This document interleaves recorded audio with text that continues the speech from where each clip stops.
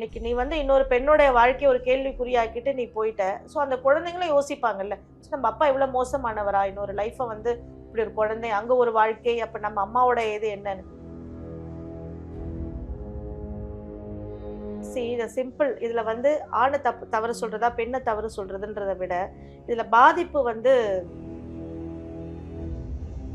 இல்ல. இந்த கேஸ் வந்து பாத்தீங்கன்னா அவங்களுடைய அந்த இன்ஸ்டால எல்லாம் ரீல்ஸ் போடுறது, அவங்களோட பர்சனாலிட்டி, ஐ மீன் அவரை பத்தின இருக்கு 2 பேரும் சேர்ந்து இருக்கிற போட்டோஸ் போடுறது, போட்டோகிராஃபி வீடியோகிராஃபி இதெல்லாம் போடக்கூடாது அப்படின்னு அவர் சொல்லியிருந்தாங்க. ஒரு பிரச்சனைன்னு வந்த உடனே தான் கல்யாண போட்டோஸ் வெளியில வருது, நம்ம சேர்ந்து இவ்வளவு வருஷம் இருந்துன்னு வருது, இந்த வீடியோஸ்லாம் வெளியில வருது. ஏன் நல்லா இருக்கும் போது அந்த வீடியோஸ்லாம் நீங்க ஏன் ஷேர் பண்ணல?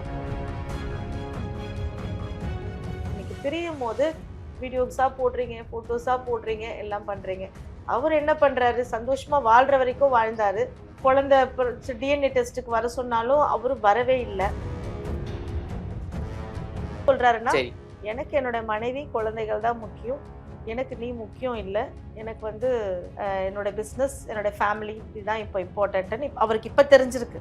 இதுக்கு முன்னாடி அவருக்கு தெரியல. ஓகேவா? தெரியாதனாலதான் அவர் வந்து இன்னொரு லைஃபை தேடுறாரு. நான் அதுதான் சொல்றேன், அந்த குழந்தைங்கன்றது மாதம்பட்டி குழந்தைங்களும் ஒரு குழந்தைங்க தான். அவங்களும் யோசிப்பாங்க, அப்பா இவ்வளவு தவறு பண்ணியிருக்கா, நாளைக்கு அந்த குழந்தைங்களும் தவறு செய்ய மாட்டாங்கன்னு என்ன நிச்சயம்?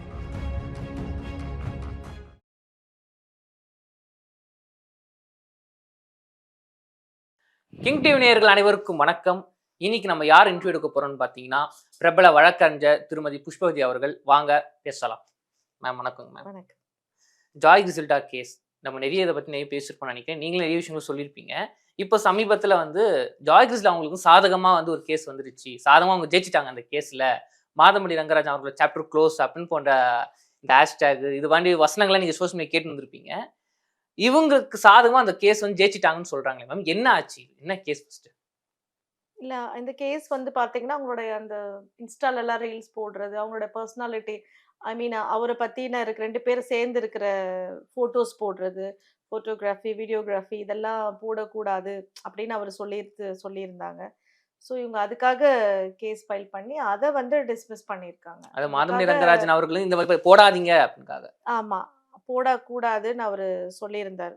அதுக்காக அவர் கேஸ் போட்டு. இல்ல ஏன் மேம், ஏன் போட அவங்க அக்கௌண்ட் அவங்க போறாங்க, அவங்க அக்கௌண்ட் தான், அவங்களுடைய ரைட்ஸ் தான், எல்லாமே இருக்குதான். ஆனா போடுறது அடுத்தவங்கள இல்லையா?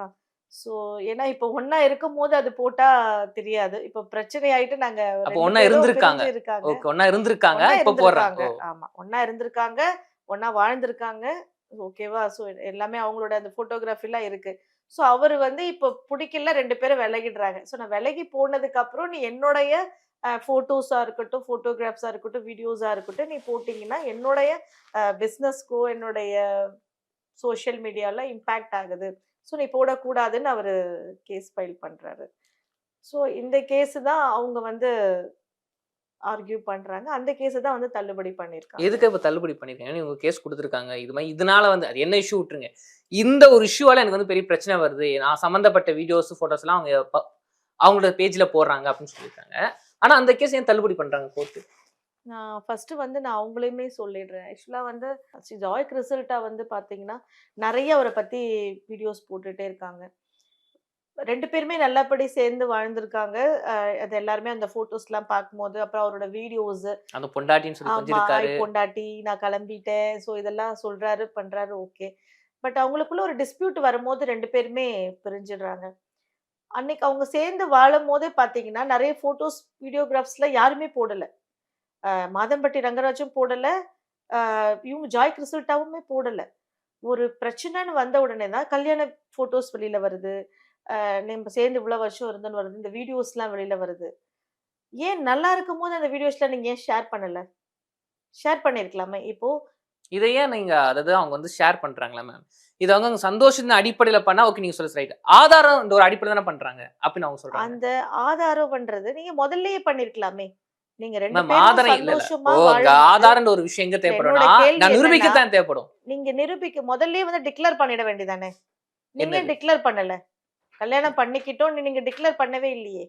ப்ராப்ளம் வரும்போது தான் உங்களுடைய ஃபோட்டோகிராஃப்ஸ்லாம் வெளில வருது, வீடியோஸ் வெளில வருது, அவர் பேசுனதெல்லாம் வெளில வருது. நான் மாதவட்டி ரங்கராஜ கல்யாணம் பண்ணிக்கிட்டேன்றத நீங்க உடனே எல்லாருக்கும் இன்விடேஷன் அடிச்சு ஏன் கல்யாணம் பண்ணல? நீங்க பண்ணியிருந்திருக்கலாமே! அப்பல்லாம் நீங்க கல்யாணம் பண்ணல. பிரச்சனைன்னு வரும்போது 2 பேருமே பிரிஞ்சதுக்கு அப்புறம், அவரோட இந்த கல்யாணத்த நீங்க போடுறீங்க. அவரு பேசினதெல்லாம் பொண்டாட்டின்றது போடுற, எல்லாமே பண்ணிக்கிறீங்க. சரி ஓகே. சந்தோஷமா இருக்கும்போது நம்ம யார்கிட்டயுமே யாரும் எதுவுமே சொல்லல. இன்னைக்கு பிரியும்போது வீடியோஸா போடுறீங்க, ஃபோட்டோஸா போடுறீங்க, எல்லாம் பண்றீங்க. அவரு என்ன பண்றாரு? சந்தோஷமா வாழ்ற வரைக்கும் வாழ்ந்தாரு. குழந்தை டிஎன்ஏ டெஸ்ட்க்கு வர சொன்னாலும் அவரு வரவே இல்ல. அந்த இது எதுக்கு தள்ளுபடி பண்ணியிருக்காங்க இப்போ? அதுக்கு என்ன காரணம் சொல்றாங்க கோர்ட்? தள்ளுபடி நான் இத ஃபர்ஸ்ட் சொல்லி முடிச்சுர்றேன். இன்னைக்கு அவரு பார்த்தீங்கன்னா, அவரு ஃபேமிலி தான் வேணும். எனக்கு 2 குழந்தைங்க இருக்கு. ஒய்ஃபோட தான் போவேன்னு இன்டைரக்ட்டா சொல்லிட்டு, அவரோட ப்ரொஃபஷனல் பார்க்க அவரு போயிட்டாரு. இதுல வந்து ப்ராப்ளம் வரும்போது தான் எல்லாமே வெளில கொண்டு வரீங்க. ஓகே.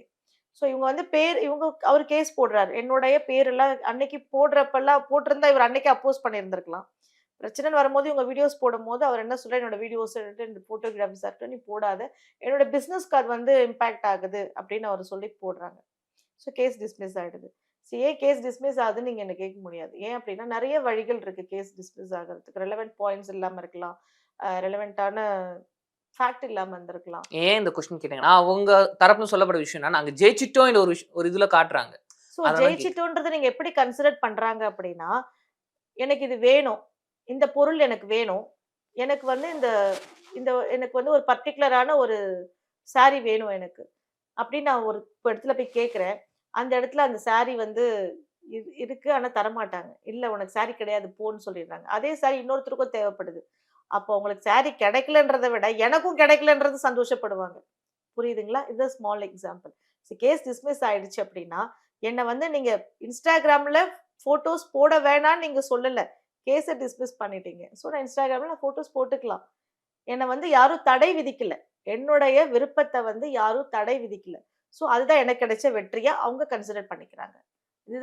இதுதான் this is answer for that. Okay. இந்த பிரஸ் மீட்ல அவங்க இன்னொரு விஷயம் சொல்லியிருந்தாங்கன்னா வந்து, கண்டிப்பா வந்து கிடைக்க வேண்டிய ஒரு நாய் வந்து கண்டிப்பா கிடைச்சே ஆகணும்.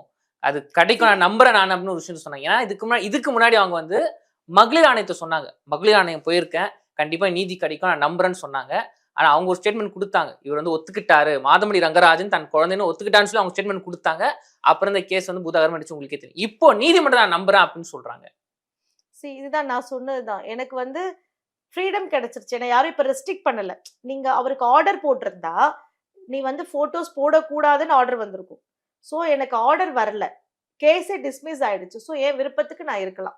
காரணம் இவர் வந்து அந்த கேஸ் நடக்கும்போது வந்து இவர் வந்து ஆஜராகல பார்க்கலாங்களா? மெனி ரீசன்ஸ் நான் சொன்ன மாதிரி நெறைய ரீசன்ஸ் இருக்கலாம். நான் அப்பியரன்ஸா இருந்திருக்கலாம்.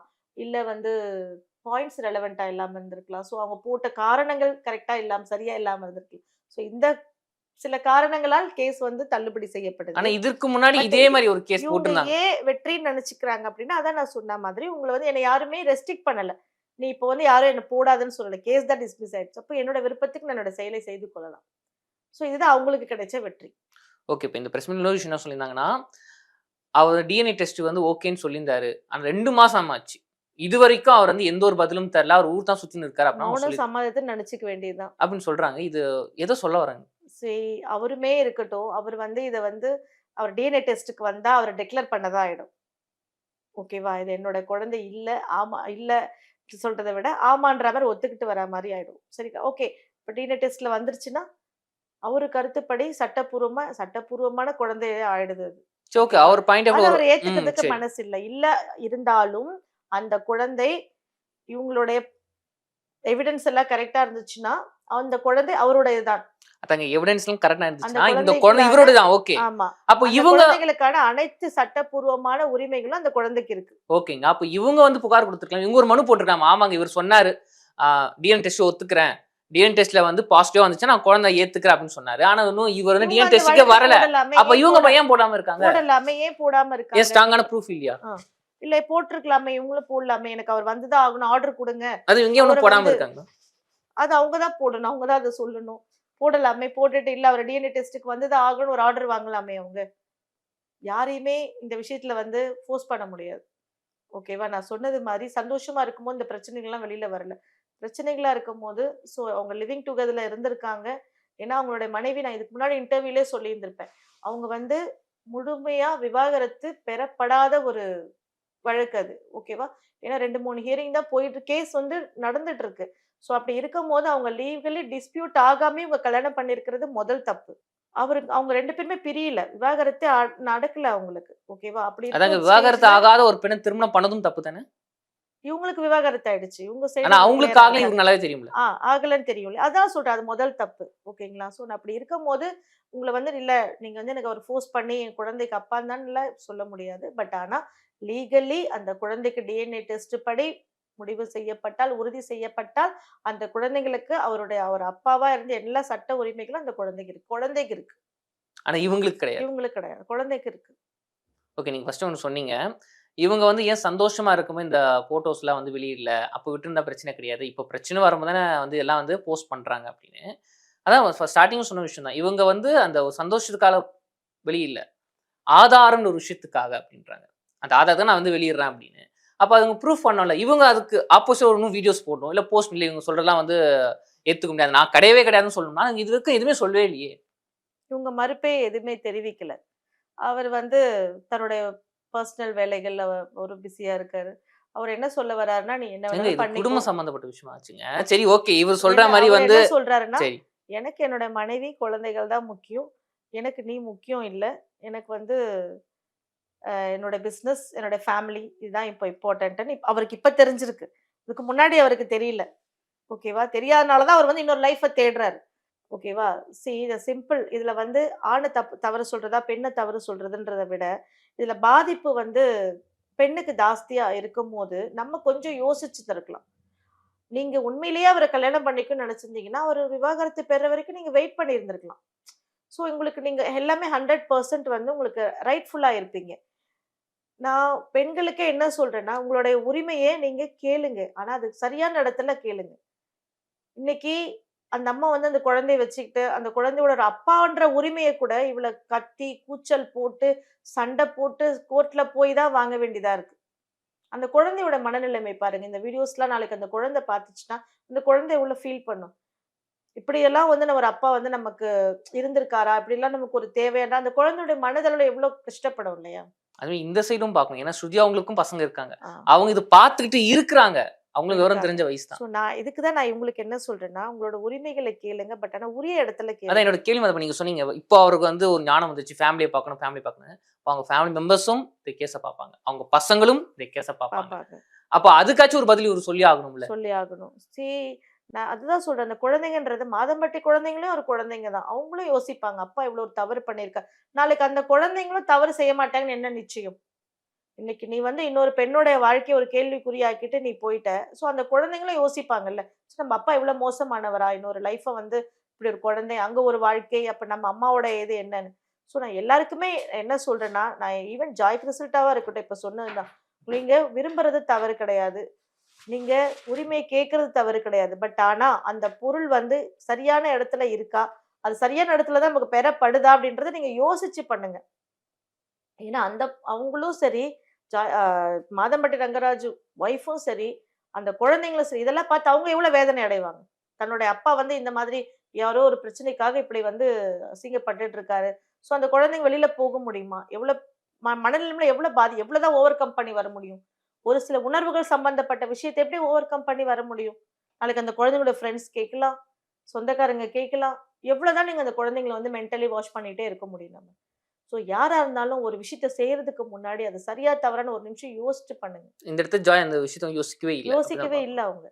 நீங்க சிம்பிளா அவங்கவங்கள சந்தோஷத்த பார்த்தீங்கன்னா, உங்கள தொடர்ந்து பின்னாடி இருக்கிறவங்களுடைய சந்தோஷத்த யார் பார்ப்பா? நம்மள நம்பி தானே நம்ம குழந்தைங்க இருக்காங்க. ஒரு வயசான பேரண்ட்ஸ் இருக்கலாம், ரிலேஷன்ஸா இருக்கலாம். எப்படி நீங்க ஃபேஸ் பண்ணுவீங்க? அந்த எல்லாரையும் விட்டுருங்க. அந்த குழந்தைங்களோட மனநிலைமை யோசிச்சு பாருங்க. எப்படி நாளைக்கு சொசைட்டில அந்த குழந்தைங்க ஃபேஸ் பண்ணுவாங்க? அப்பா இல்லன்னா கூட ஃபேஸ் பண்ணுவாங்க. அம்மா இல்லன்னா கூட ஃபேஸ் பண்ணுவாங்க. இப்படி அப்பா இருந்துட்டு ஒரு ஒரு இடத்துலயும் இப்படி இப்படி ஒரு சில மாரி இவ்வளோ கேவலமான சில விஷயங்கள பண்ணும்போது எப்படி அவங்க ஃபேஸ் பண்ணுவாங்க? என்னதான் படிச்சாலும் அந்த குழந்தைங்களுக்கு கூட அமைதியான ஒரு சூழ்நிலை வேணும் இல்லையா? மனதளவுல பாதிக்கப்படுறாங்க இல்லையா? ஸோ யாரு பண்ணினாலுமே இந்த தவறுகள ஒரு சில விஷயங்கள யோசிச்சு பண்ணுங்க. எல்லாத்துலயுமே நீ செஞ்சுட்டு நம்ம சார்ந்து இருக்கிறவங்கள நீங்க வருத்தப்பட வைக்கிற மாதிரி இருக்கு இது எல்லாமே. நன்றி மேம். தொடர்ந்து பேசுவோம். ஓகே. நன்றி.